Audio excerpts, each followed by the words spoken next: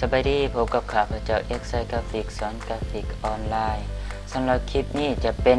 คลิป EP ที่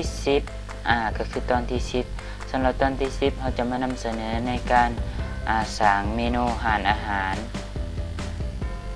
รูปร่างหน้าตาจะประมาณนี้เราได้ลองสร้างทดสอบก่อนแล้วแต่บอกก่อนเลยว่าก่อนที่จะไปหานำไฟล์ข้อมูลมาสร้างมาออกแบบต้องไฟล์ข้อมูลต้องเป็นไฟล์ PNGสำหรับบางรูปจะต้องเป็นไฟล์ PNG แต่ว่าบางรูปจะเป็นไฟล์แบบใดก็ได้คือกรณีตัวอย่างจะเป็นหมากเลนพักหมากอันนี้แล้วก็เพชเชโตจะเป็นประเภทหมากนาวนี่แมนเป็นไฟล์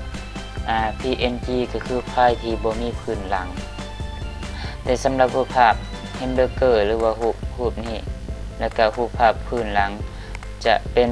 ไฟล์หยังก็ได้ต้องบอกก่อนเลยว่าคลิปนี้จะบ่ได้ใส่ Photoshop ในการสวยจะมีแต่โปรแกรม Illustrator อย่างเดียวจะบ่มี Photoshop สวยถ้าผู้ใดหาไฟล์รูปบ่เห็นรบกวนทักแชทมาตามที่ข้อมูลได้ให้ไว้ในท้ายคลิปเดี๋ยวจะส่งไฟล์ข้อมูลไปให้ถ้ากรณีเห็นแล้วก็ฝึกตามคลิปกรณีไปนำเอารูปภาพแบ็คกราวด์เข้ามาเลยจากนั้นมาย่อขยายให้ตรงเป๊ะวิธีการย่อขยายสำหรับคลิปนี้บ่ต้องกดบ่จำเป็นจะต้องกด Ctrl บ่จำเป็นจะต้องกด Shift และ Alternate ก็ได้มีแต่เฮาย่อเข้ามาให้ตรงกับขนาดที่เฮาได้สร้างไว้บอกเลยว่าขนาดนี้จะเป็นขนาด A4 จากนั้นได้แล้วประมาณนี้วิธีการต่อไปสร้างขอบตัวนี้สร้างขอบที่เป็นสีไข่เลือก Rectangle Tool และทำการลากออกมา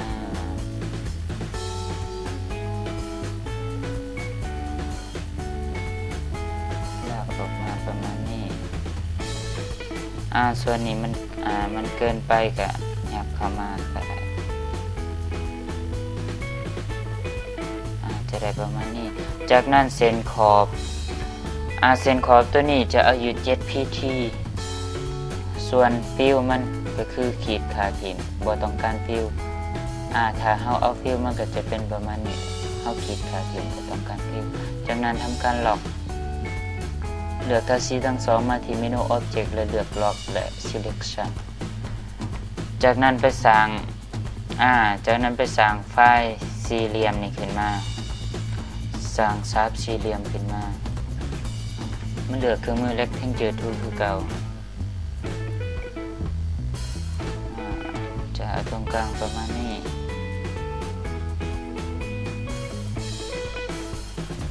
ลบเส้นขอบทิมเอาแต่ฟิลมันแบบนี้สลับกันกับขอบจากนั้นจะเอาฟิลจะเอาเป็นสีอย่างก็แล้วแต่เพราะว่าเวลาเฮาkeeping mesh แล้วมันจะบ่ได้ให้เห็นสีฟิลวิธีการ copy กดปุ่ม alternate ค้างไว้ดึงลากออกมาเอาเมาส์ไปคลิกใส่ดึงลากออกมาจากนั้นเพื่อความมั่นใจไปใส่เครื่องมืออะไรคือเก่าเห็นให้มันเทียงตรงกันจากนั้นถ้าสีทั้งสองก็ปีออกมาเองจะได้ประมาณนี้จากนั้นรวมกรุ๊ปกันแล้วทำการหมุน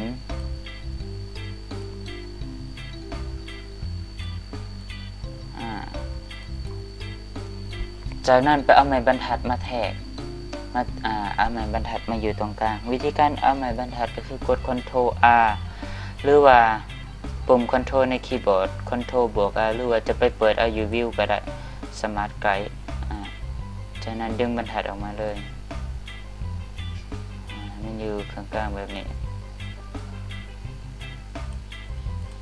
จากนั้นทำการหมุนให้มันตรงกับบรรทัดจากนั้นลบเส้นบรรทัดที่ออกจากนั้นคลิกขวาเลือกอันกรุ๊ปคืนเพราะว่าเราจะได้ทำการเอาหูมาใส่ จากนั้นเลือกเครื่องมือ Ellipse Tool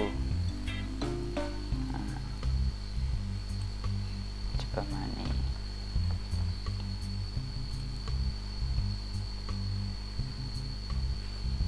เงาขยายนี่อีกแป๊บหนึ่งน้อยหนึ่ง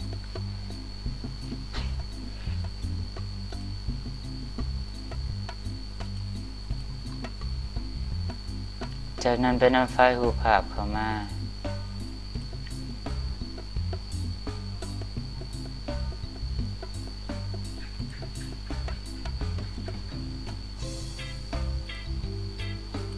ไปที่ไฟล์และเลือกเฟก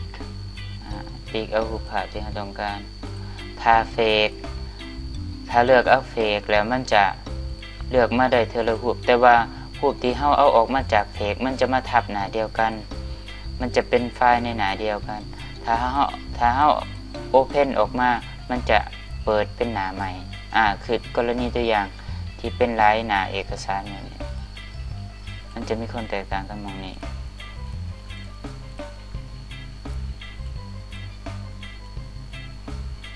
เอาไปอยู่ด้านเทิงสุด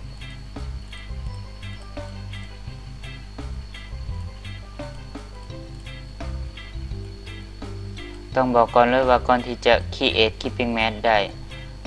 ไฟล์รูปภาพที่เป็นไฟล์อาหารไฟล์รูปภาพที่เป็นประเภทอาหารต้องอยู่ด้านรวมของชาร์ปสี่เหลี่ยมที่เราสร้างขึ้นมาถ้าอยู่ด้านเทิงกรณีตัวนี้กรณีรูปอาหารรูปแฮมเบอร์เกอร์จะอยู่ด้านเทิงของชาร์ปสี่เหลี่ยมที่สร้างขึ้นมาแม้นมันจะบ่สามารถ create keeping mat ได้จากนั้นไฟล์รูปภาพต้องอยู่ด้านเทิงสุดจากนั้นทำการย่อขยาย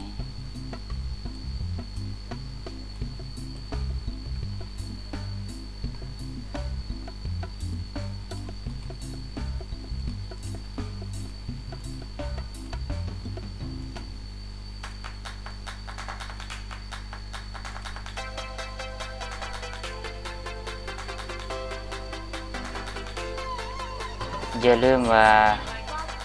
ไฟล์รูปภาพต้องอยู่ด้านรวมของ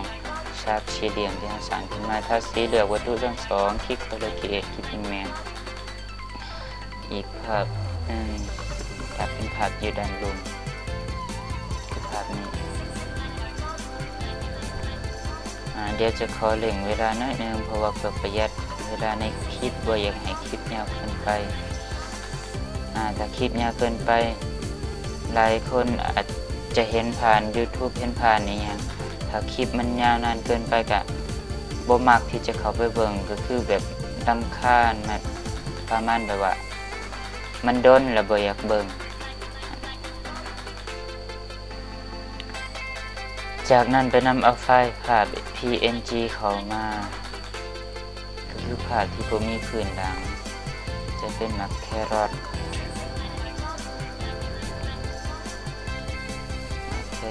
หมักนาวผักหมักนาวหมักเลนเพชรโตพวกนี้ก็จะเอามาประดับประดาซื่อๆให้มันสมกับโบชัวของหานอาหารขออภัยให้มันสมกับใบปลิวของหานอาหารผิดอีกแล้วให้มันสมกับเมนูของหานอาหารแน่นอนเมนูหานอาหารมันก็จะมีประเภทผักเครื่องปรุงแบบนี้เป็นต้น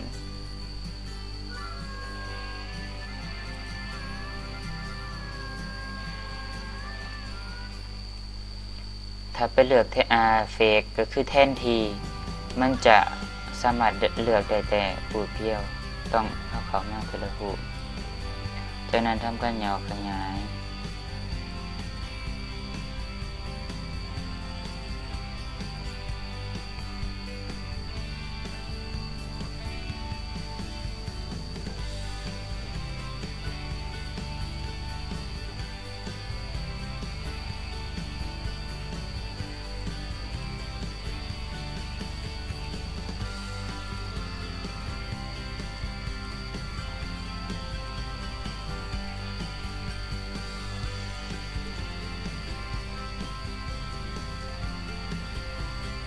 สำหรับผักสลัดทำการหมุนกลับด้านให้มันมา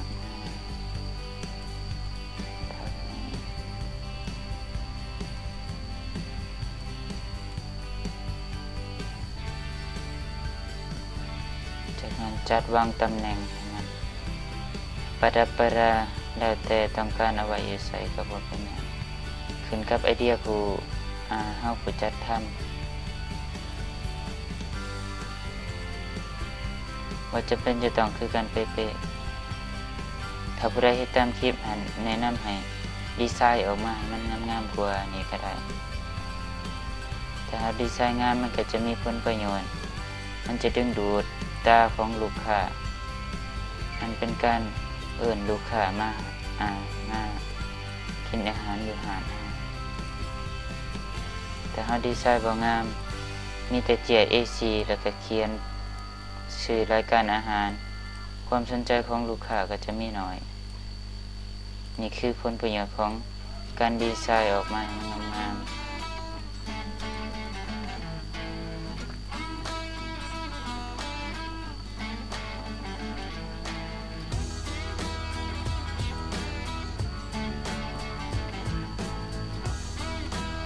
จะได้ประมาณนี้จากนั้นค่อยลดง่ายขึ้นอีกจากนั้นส่วนที่เหลือยังประเภทข้อความก็คือรายการอาหารนั่นเองสำหรับข้อความขออนุญาตก๊อปเอาเพราะว่าในการก๊อปข้อความในการพิมพ์ข้อความแต่ละคนน่าจะเป็นเบิดเลยเนาะแต่อันนี้เขาขออนุญาตก๊อปเอาเพื่อประหยัดเวลาในคลิปนี้